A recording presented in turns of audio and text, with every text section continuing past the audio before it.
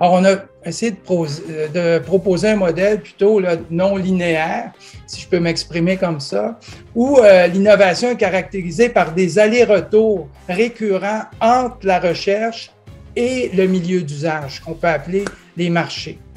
Alors, les idées, ce qu'on peut appeler des promesses de valeur, sont identifiées en laboratoire de recherche avec les partenaires. Et je vais en parler un peu plus tard du modèle là, de laboratoire vivant qu'on a adopté pour s'assurer qu'on répond aux besoins du milieu d'usage. Et rapidement, ces idées-là, lorsqu'on va développer le projet avec les partenaires, va se transformer en proposition de valeur. On va identifier les valeurs cliniques ajoutées et quand on va transférer au marché, bien, on va identifier aussi les bénéfices populationnels.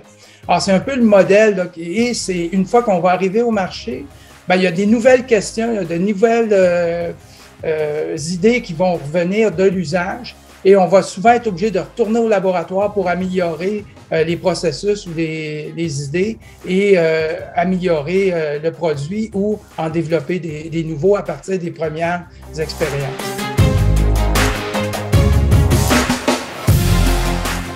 Ici, c'est un autre exemple. On regarde l'oreille interne, qui est une toute petite structure qu'on a tous dans l'oreille droite et l'oreille gauche. Et à partir de techniques de modélisation 3D, et on va chercher les géométries très complexes de ces formes-là.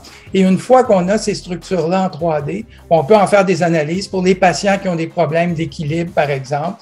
On peut aller chercher, on peut faire des mesures là, très précises de ces microstructures-là qu'on peut aller chercher là, par modélisation en 3D. Alors ici, j'ai un petit vidéo qui vous permet de vous présenter là, cette technologie-là. Puis je vais pouvoir en parler un peu là, pendant que la vidéo va passer. On a eu la chance de travailler avec le prix Nobel français de physique Georges Charpak, qui a développé des détecteurs très sensibles qui permettent de prendre des radiographies face-profil à très, très basse dose. C'est 10 fois moins de radiation au patient qu'une radiologie conventionnelle. Et c'est un système qui scanne le patient de haut en bas. C'est une technologie française, hein, c'est basé sur le principe de la guillotine. Et à partir de ces deux images-là, qui peuvent être de tête à pied, bien, on va aller chercher d'abord des informations très précises des différentes structures. Et on voit ici le poumon, par exemple. On a un projet actuellement qui utilise des algorithmes qui, de façon furtive, pendant que le chirurgien regarde la colonne vertébrale, va aller détecter s'il y a une COVID là, dans le poumon. Et à partir de ces deux vues-là, par stéréoradiographie, on va aller chercher les modèles 3D de ces structures, par exemple, du squelette humain. Et une fois qu'on a le modèle en 3D, bien, on peut faire des centaines de mesures réelles en 3D sur ces différentes structures-là qui sont très utiles pour le diagnostic, par exemple, des scolioses, qui sont des déformations de la colonne vertébrale, ou des planifications des chirurgies, par exemple ici, des planifications de chirurgie, soit de prothèse totale de genou ou de prothèse de hanche.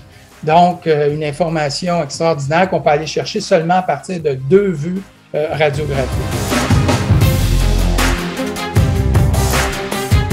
Aujourd'hui, avec les techniques d'apprentissage profond, avec l'intelligence artificielle et avec l'accès aux données, on a le privilège de travailler en milieu hospitalier, donc on a accès aux données et on utilise les approches d'intelligence artificielle, d'apprentissage profond. Ici, on a un exemple où des experts ont d'abord reconstruit en 3D et ici, on présente des radiographies que le système n'a jamais vues et en quelques secondes, de façon complètement automatique, ce qui prenait plusieurs minutes à un opérateur et qui pouvait engendrer des erreurs parce que c'est un opérateur humain qui fait l'opération. Mais ici, de façon complètement automatique, en quelques secondes, on obtient ces informations 3D-là qui sont, comme je vous l'ai dit, là, très, très précieuses pour le chirurgie.